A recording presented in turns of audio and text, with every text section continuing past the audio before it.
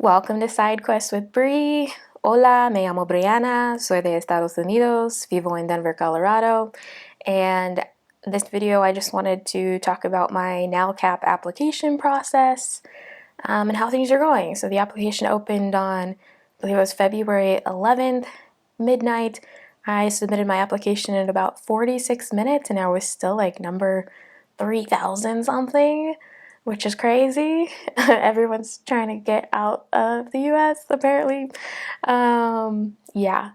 So then only about 5 days later, I got the notification that my application was accepted, which means I submitted all the required documents correctly.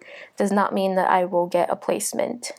But in preparation for hopefully getting a placement and then applying for a visa, they recommend that you start your background check and get your visa documents ready. So that is a financial investment and a little more than I guess thought about when I first applied. And so first of all, you have to get your FBI background check. So I did that yesterday, $18. You just apply online. There's lots of videos on how to do it. It's $18, super easy. It was super easy. It really didn't take that long at all. And then you have to go get fingerprinted. So for me, I didn't really find options for not doing digital fingerprints, but also I'm go, go, go. So I wanted to do the fastest anyway. So for me, it was $50 at USPS. So we're at a $68 investment in NALCAP right now.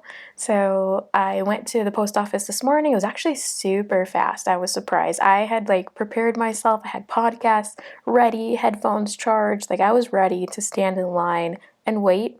But it was actually really fast to get my fingerprints done. And then I got the results for the background check back within 10 minutes. And then I Googled it. I was like, do I need to wait? Because after you get your results back, you can request if you want them to mail you a copy or to print. And it does say on their website that if they mail you a copy, it's just going to be on plain paper. So I Googled it. For Google, for NALCAP purposes, it seemed like it was preferred even to print the background check. So I went to the library, printed it. I printed my Apostille certificate form. And then I had to get a prepaid mailer, label for them to send me my results back. A label to send everything to them, and an envelope, a $20 cashier's check. And so after shipping plus that $20 cashier check, that was about $45. So plus 68, we're looking at $113, I think. Yeah, 60. Yeah, okay. 68 plus 45, $113 investment so far. I think that's all I mailed them. It was a busy morning. I had to go to the post office twice. Yeah. So that's where we're at. So I mailed that off because it's going to take about 5 weeks according to the State Department website. So if you got your NALCAP acceptance and you haven't started your background stuff and you're serious about going, I would say do it now, because especially with everything going on with the federal workforce right now, with firings, layoffs, threats of firing and layoffs, I would say that's not necessarily going to help expedite our processes. So yeah, if you got your acceptance as well, I would say if you're serious about going, have your $118-ish ready and start that process now. And then so what's next is once I get my acceptance letter and a placement, I will apply for the visa. And okay, so for my understanding, correct me if I'm wrong in the comments, I think I have to go in person to the LA office at least once to pick up my passport, according to the LA consulate office's website. But I also think I have to go to apply for my visa. That's what it seemed like when I was reading their website. I'm going to go back and read it a third and fourth time.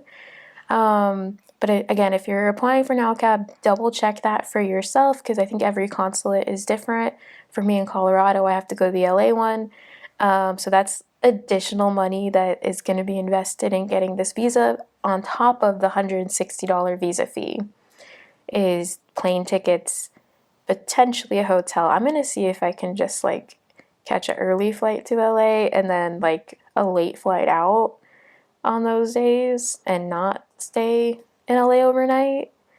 That's my plan because I'm off. I don't work on Mondays. So in theory, I could just do a Monday, but we'll see. I'll let you know if I get a placement, if I get accepted in a placement, and I end up going to do the visa application, I'll let you know.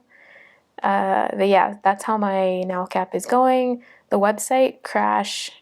Luckily, I got my application in before the website crashed, although it took forever to even get the application to show up.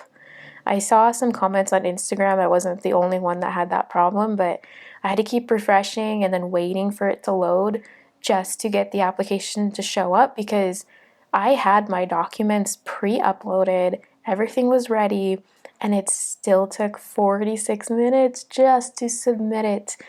I applied for hopefully less popular regions. I will go to anywhere that I get accepted in Spain, but I did not apply or choose Madrid or Barcelona, like the Castilian region. I don't know if the Catalonian region. Like, I didn't pick the most popular regions, I don't think.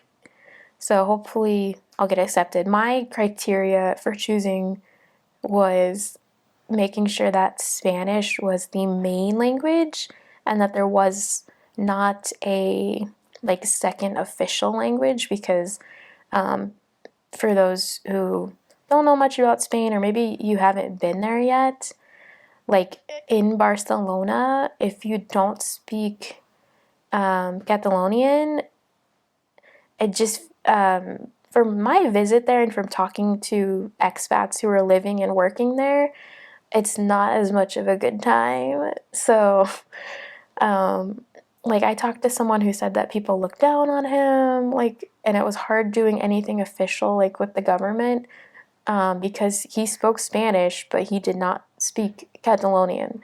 So I wanted to avoid any issues like that. So my main criteria was looking at regions where Spanish was the only official language.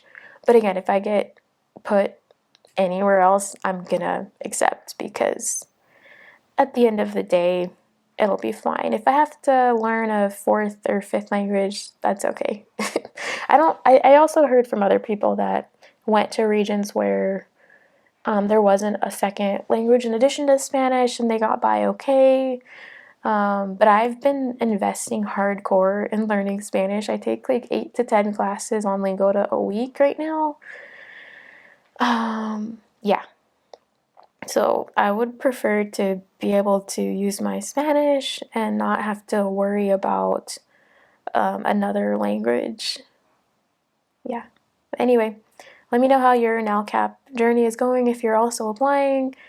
And especially if you have any tips for the visa process or anything else, let me know in the comments, because this is my first time applying. I've got visas before when I studied abroad in college, but it was so long ago, I don't even remember really anything about the process, but it was nothing like this. This is definitely, a little bit more tedious. So hopefully I do everything right, because I'm really nervous, especially about my documents coming back like bent or damaged, because it said on the Spanish consulate website that even like a removed staple would count as damaged. And so I'm like really nervous about small things like that. So hopefully nothing goes wrong. But anyway, peace.